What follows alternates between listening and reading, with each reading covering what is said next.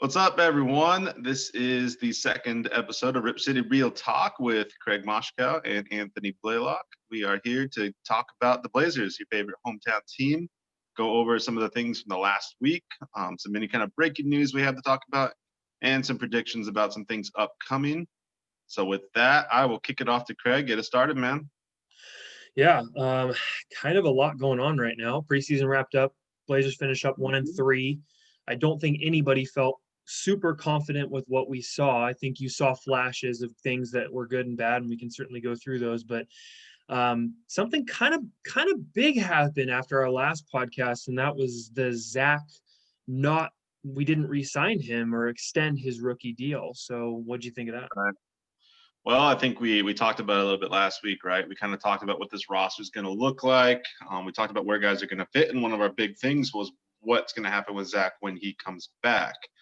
Um, I think this is a good indication of where he might fall into our team. So we talked about the Harry Giles, whether or not he's going to get minutes, and Zach fell right to that loop. We have our starting center. We probably have our starting power forward in Covington, as long as we're going to keep Derek Jones and go small ball, which means our backups are Cantor and Carmelo. It's just tough to find a place for Zach on this roster right now, unless he comes back and takes over the 4, or if he really pushes Carmelo to the 3 in that backup unit. So we talked about that a little bit. You can check out the last podcast for more details there. In regards to that, I think he has to really earn himself playing time this year. I think he's not going to get as many opportunities on the court. He's already going to start off probably at a disadvantage because he's coming off an injury. Yeah. So we're going to run into that situation where when he comes back, what he's going to look like when he gets on the team. And with those opportunities, is he going to do enough to earn a contract from us going forward? Or realistically, a contract that we are willing to match. If somebody else decides to sign him, are we going to be willing to take on that restricted match, bring him back to the team, and continue to roll with him like we've done with Myers and Crabbe and some of those other rookies in the past when we let them test free agency on a restricted basis? So going to be really interesting to see. As far as that goes, it's not uncommon with Stock, and Neil to do this in their era. They've let guys like this go. They've let Myers and Crabbe, we just mentioned, go to free agency, and we match their contracts. So I don't think he's with the team after this year. I don't think he finishes the year with the team. I think that we could easily trade him right now before he hits free agency. I do think there are a lot of teams out there that would like a 7-footer that can stretch the floor a little bit, hustle on defense, maybe not efficiently, but hustle on defense. He does tend to get in a lot of foul trouble, but he's young, he's raw. He really hasn't had a lot of opportunity because he didn't start with us. And the year that he finally got to start with us, he hurts himself pretty much all year. Comes back to the bubble. So it's tough because we don't know what kind of Zach Collins we have. We haven't got enough of that exposure with him. We've seen a little bit here and there with some of the moments that he's gotten, but with Nurk coming to the team, he never played center, which is probably a better fit for him. He did okay off the bench, but we don't need him off the bench now. And I just see him being a trade asset. I really do. I think he's one of those guys that you're coming off a rookie contract. Somebody can try to get him now before free agency, but they have to pay him a lot more, and then potentially offer him extension there and whatever the case is, and try to work with the young center who can shoot. Mm-hmm. Yeah. I don't see any reason why you need to sign him long term. What has he shown us that we need to see more of? What do we have here? And this year will be his chance to prove it. And as Blazer fans, we want to see him prove it. We all want Zach to succeed as much as anybody. But it's weird because this offseason we went from center and power forward.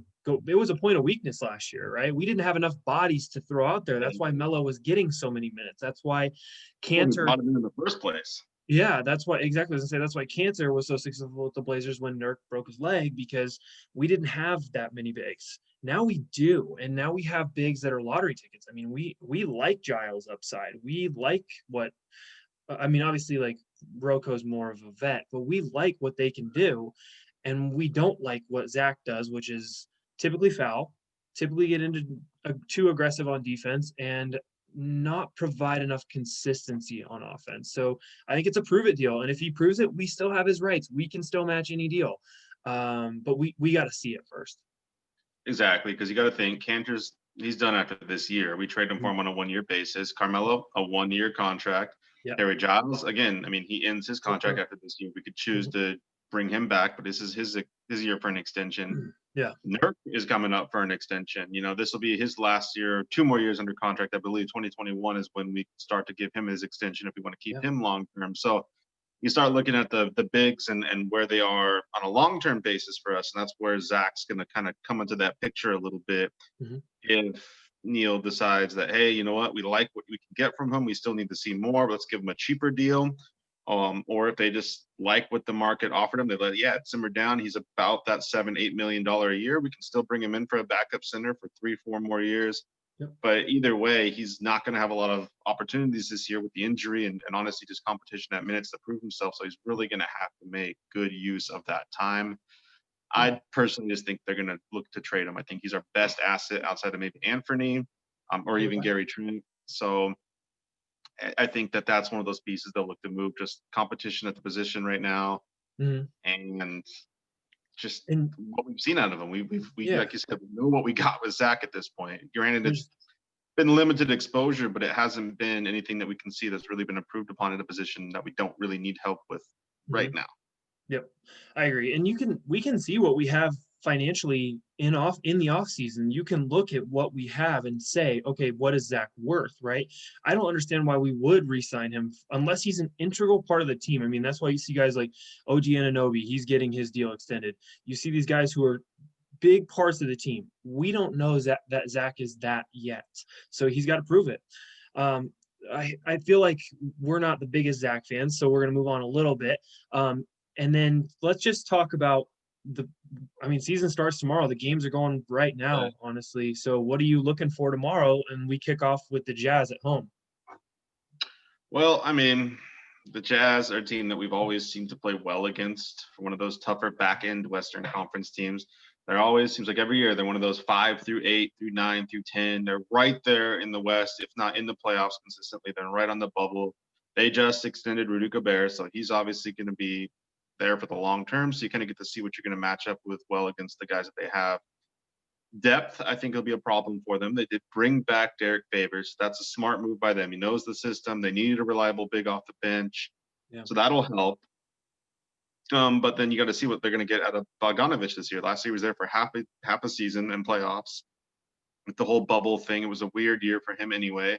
So he's going to get to come in now and really start playing with this team, but he's still inexperienced in that offense. But we know what he did in Indiana. We know he can score just in bunches. So you think you have him at power forward for them, which is going to be kind of an interesting matchup for us because they're going to go small too with Ingles, Mitchell, and Conley. So I feel like this will be a really fun matchup for us to determine what we're going to see out of guys like Derek Jones and Covington because they're going to play against their counterparts in scoring. Ingles and Bogdanovich are known as scorers. They're decent defenders, but this is going to be one of those teams that's going to spread the ball around the perimeter, and they're going to chuck up threes. They're going to try to score that way, and then feed Gobert when they get the opportunity to. So for us, perimeter defense is going to be key in this game, and we're really going to see our new weapons that we got. We keep talking about it like last week. We're going to see what they can do for us right off the gate. We're going to need them to use their length and their athleticism to slow down Utah's perimeter attack because I think with Bogdanovich and Ingles, you're going to see a lot more ball movement with them and a lot more outside scoring. Lots of defense on that team too. Gobert has been a problem for our driving guards in the past. We would drive against him and he'll just swat us right out. So I think it'll be every year, right up there, right? Yeah, it'll be interesting to see. The Nurkic typically can get his against Gobert. He can bully him a little bit because Gobert's a little thinner, it feels like, when they're down there in the paint, and Nurk's just thick. It'll be interesting. I agree to see if we can hang defensively. I don't know what Rocco and DJJ are going to give us offensively. Anything's going to be a bonus, but I mean, Mitchell was going ballistic in the bubble. There was some games he had that, he was transcending. So, do you think we just stick Derek Jones Jr. on him and just try to slow him down, or what do you think we do? Because that guy can go to a CJ or Dame level and score 40 on you. Yeah, that's one of the things I've been thinking about, what kind of schemes we're going to run. I imagine with this kind of length, they'll probably play more zone. So they're going to try to get guys like Derek Jones on Mitchell to use that length to slow him down. CJ, the thing with CJ is he's not going to be able to defend. Yeah. he's not going to stop Mitchell from scoring, but you got to tire him out on the opposite side. Dame and CJ had to go out because Conley's a great defender. He's always been a good defender. He's getting up there a little bit in age, and his efficiency last year wasn't great.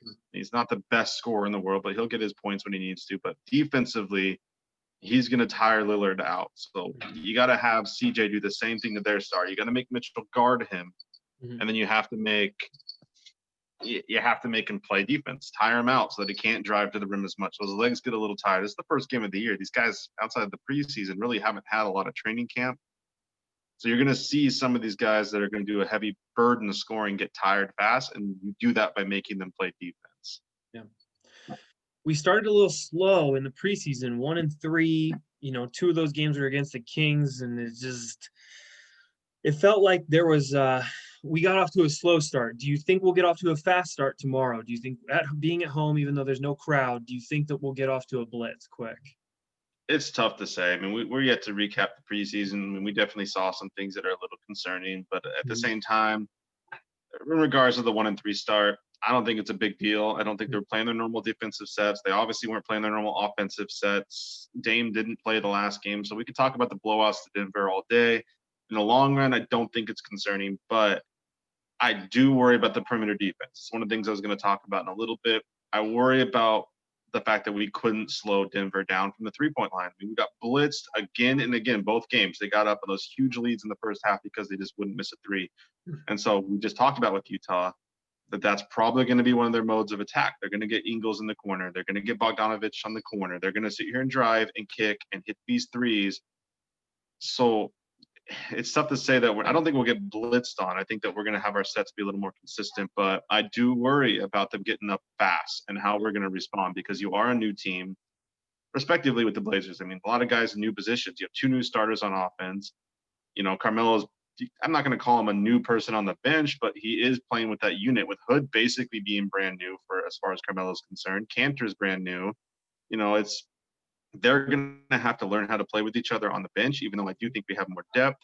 It's inconsistent, and they don't have that chemistry built. So if you get blitzed early and you give up these threes and you give up the 12, 20-point lead going into halftime, you're not coming back from that. You just don't have even though you have the star power with Dame and CJ, you just don't have the chemistry to do so for a team that's really been playing with each other coming out of playoffs last year. So I think it's important. I don't know what to expect yet. I just think that it's going to be a lot of 3-point shooting. And if we can get hands in lanes and get hands in faces and then Derrick Jones and Covington can do what we brought them here to do, I think if we slow that attack down, then on offensively, I think we can really crush them. I really do. Like you said, Gobert's a great defender in the paint, but Nurk gets him because he's bigger. Gobert's more of a shot blocking center who doesn't let these guards drive on him. Dame doesn't like to drive on him. So that kind of forces us to shoot from the outside. But now we have so many guys that can hit the 3-point shot that I do think you'll keep up with them if you can just stop them from hitting the threes. Yep. Perimeter defense is going to be huge all year. It's going to be, we hope that it's transition. We hope that it's a strength and not a weakness, but we don't know yet. And the other part is you're going to have a second unit that's like a whole different team, and their defense is going to be a problem too. So we'll just have to see, honestly. I mean, we couldn't be more excited to start the season. We couldn't be more excited to see what the new guys are going to do, but I do think we have to be patient and we have to allow them to grow a little bit. I mean, I think something that we talk about is the cohesion defensively, right? Robert Covington talked about when he played against the Blazers in the past with these other teams, you could tell the Blazers didn't have a cohesive defensive plan or unit. So I think it's going to take time for that to gel. And if we are expecting to shut down all these Western Conference teams that have amazing scorers, that's just not going to happen. I still think we're going to be a mediocre defensive team. I hope it can be better, and I hope our perimeter defense is better. 27, right? I mean, we were 27th in the league last year. We got to upgrade that. I think the floor definitely is there to improve, to get up to that higher ceiling that we're capable of. Yeah. Okay, so we're feeling pretty good about Jazz, but we got to see what happens. And then Saturday we take on a Rockets team that is just, I don't even know what they are right now. They're James Harden and company and a couple of injury-prone vets. Yeah. So what do you think of Saturday's prospects? That's also in the Moda, no crowd. Well, yeah, this one I feel much more comfortable. The Jazz, I think, match us really well. Houston, I don't think matches us very well. We always tend to do, again, one of those teams that we do really good against for some reason on the West. There's teams Yep. we struggle against, and there's teams that we lose close. And Houston tends to be one of those teams. I mean, last year they had that game where they shut Harden down. I don't remember what the specific stats are, but when Stock to the double team and we took them out of the game and they could not keep up with us. Yep. And I think you do something similar. You just got to stop him. And then, okay, John Wall, it's going to be his first regular season action. And Yeah. how long? Year and a DeMarcus half. Cousins is going to be his first regular season. And how long? I mean, so they got some star power, sure. But they got star power 3 years ago. So it's a matter of slowing Harden down again, throwing Derek Jones at him, clogging up that lane, using the length, keeping him from driving on us, making him shoot on the outside, because I know he can hit the three, but he doesn't like to score that way. He's a guy that likes to do the little Euro step Harden thing, draw the fouls, one of the leaders in the league in drawing fouls last year. That's what he likes to do. If you can stop that with your length and keep him on the outside, then I really don't think they can keep up with this. I mean, who else do they have that can score outside of Wall and Cousins? Nobody, right? I mean, Christian Wood, sure, we have no idea what he's going to do. He's young. He had a good year last year, but we don't know what he's going to do. And they just don't have the guys on the bench. Rivers is gone. There's just so many things that they tend to let go as they're kind of in a half rebuild mode that's one of those games that don't worry me. I mean, Harden's going to get he'll get his 20 plus points probably. He'll have to shoot a lot to do it. And that's if he's even there. I mean, he'll probably be there on Saturday, granted, but the talks are heating up with him.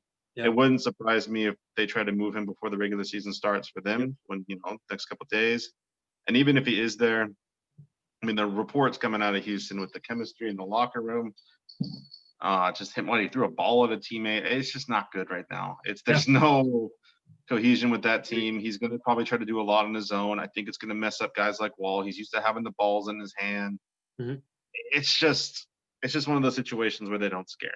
I mean, Same. You don't want to take anybody for granted, but it's a good game for us to really kind of play around with our defense and really get comfortable with guys. I think it'll be a little bit more paced to the point where we're going to be able to keep up. New coach, they're not going to shoot as many threes. I wouldn't think. They don't have 3-point shooters, and D'Antoni, that was his thing. Fast break threes.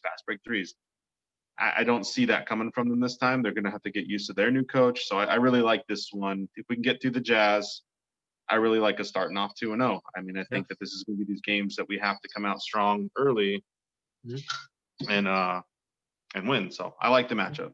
What about you?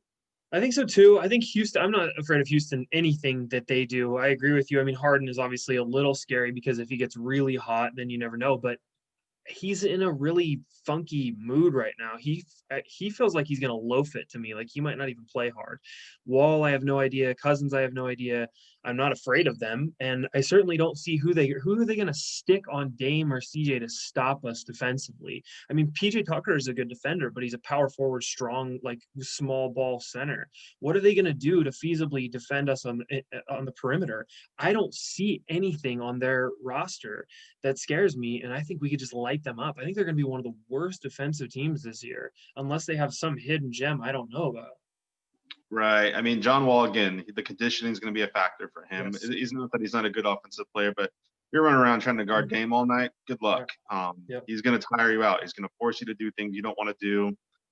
And I don't see anybody that can back up. James Harden's fat now. I mean, we've seen it. He's I don't know. I can't say that, but he definitely doesn't look like he's conditioned appropriately. He's sizable. He's bulked up in the offseason for his position, for sure. Yeah. Me too. Yeah. Well, he's been sitting in all those clubs. So again, we talked about it with the Jazz a little bit, but even more so with Houston. And when you start making their two guys have to play defense, Harden's already a bad defender. He's notoriously bad at defense. So him trying to go on CJ, maybe they put him on Dame, doesn't matter. He's going to run around trying to guard our two guards, and so is Wall, he's a decent defender, but conditioning is going to take him out of that game early. Yep. You're going to see him get tired, and I think Dame and CJ can run all over those two. You start forcing them to play defense, it slows them down on offense, and I don't think they can get it anywhere else unless Cousins turns back the clock, which he's looked good in preseason, granted, but I just, Nurk's going to tire him out too. We have depth to throw at him with Cantor. It's one of those situations where I really just don't see how they can stop us if we make them play defense again. And agreed to your point, they're probably not going to be one of the league leaders in defense. So. There's no way. So we feel pretty good about that. as far as wrapping up the preseason, I think there's as many questions as there is answers right now. And so I'm gonna fire away with a few questions, and then we're hopefully gonna get some questions from fans as the podcast picks up. But one of my questions for you: who plays more minutes this year? Just minutes. Gary Trent Jr. or Harry Giles? Oh, well, Gary Trent Jr. I mean, that's Mhm. not even a question. He's already one of our main rotation guys. He showed that late last year before the hiatus, and he showed it in the bubble.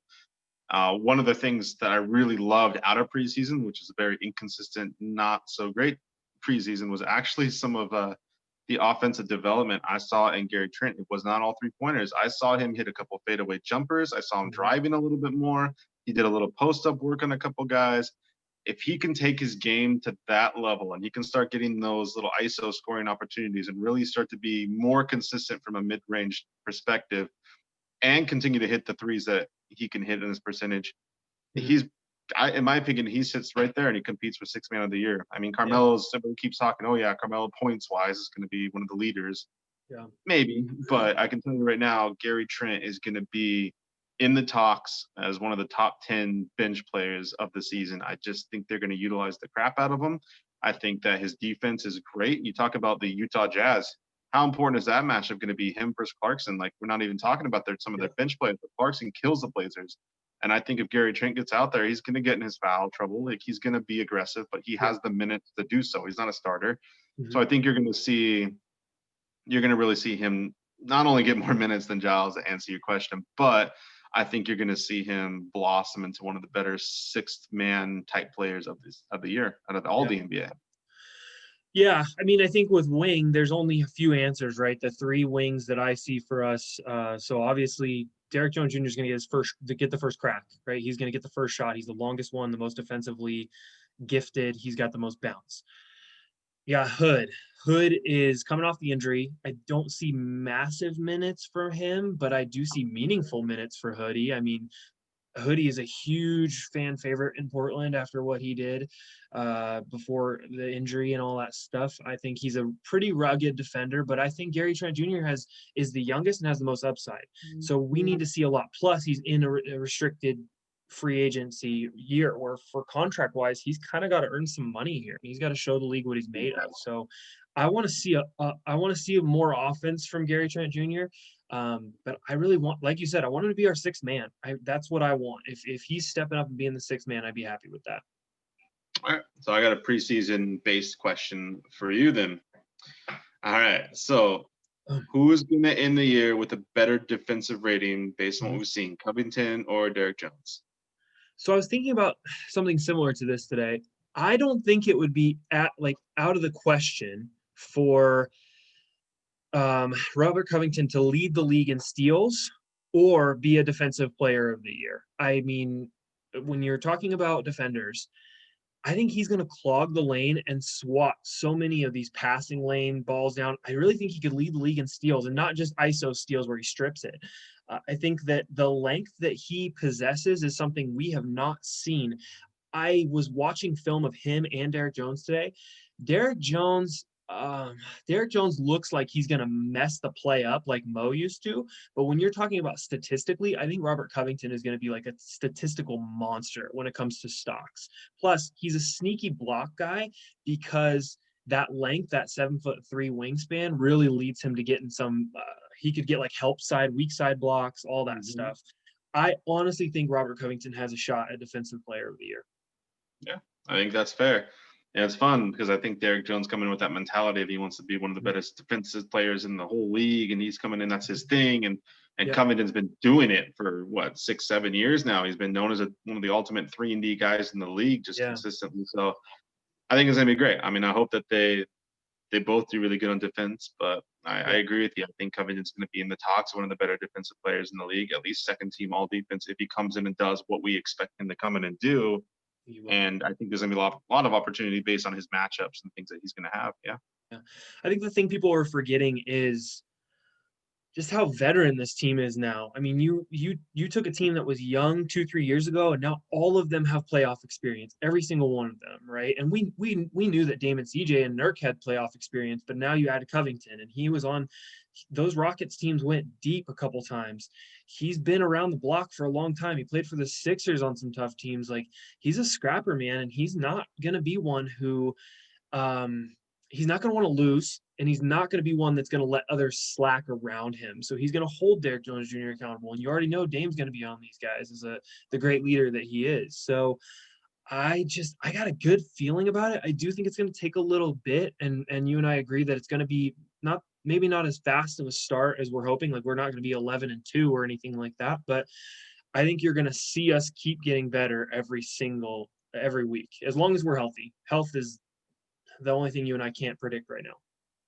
Yeah, that's true. I mean, you're not wrong in the playoff experience. I was looking at our roster. I mean, yeah, I think Cantor was with Boston last year. He went to the Western Conference Finals with us 2 years ago. He's been on those Thunder teams that, did great when they had Durant and Westbrook. So I really love what we have there. You have Carmelo, his resume speaks for itself. Now you have Derek Jones, who just went to the finals with Miami last year. Now you got Covington, who's been with the Rockets and, like you said, Philly, and won't count Minnesota, but I mean, there were quite a bit of teams where he gets that playoff experience. So that is one of those big things for the team that I really love, and I think that that's going to be one of the most exciting things about this team making a deep run. So, all right, man, you got any other questions? Yes, I have one more question for you. Anthony Simons' health right now is a little spotty. He didn't play in the last couple preseason games. How important is him in the backup point guard role to our success this year? Like, do you think Ant is going to have a big year, or do you think he's just going to end up being a trade asset? This is a tough one. This is one of the things that I see a lot of fans when I'm reading the social media posts and things like that when the Blazers post things. And one of the biggest things is backup point guard for us, perimeter defense and backup point guard. Anthony is a scoring guard first and foremost, and he's an inexperienced, inconsistent scoring guard at that. We've seen flashes where it's like, whoa, did he just make that dunk? Wow, what a shot. Mm-hmm. And then we've seen, oh, you're wide open. He's going to, okay, maybe we don't take that shot again. So it's inconsistent, but as far as leading the backup unit and ball handling, I don't think he's going to be asked to do that. I think it's going to go, honestly, a lot of it's going to go through Carmelo.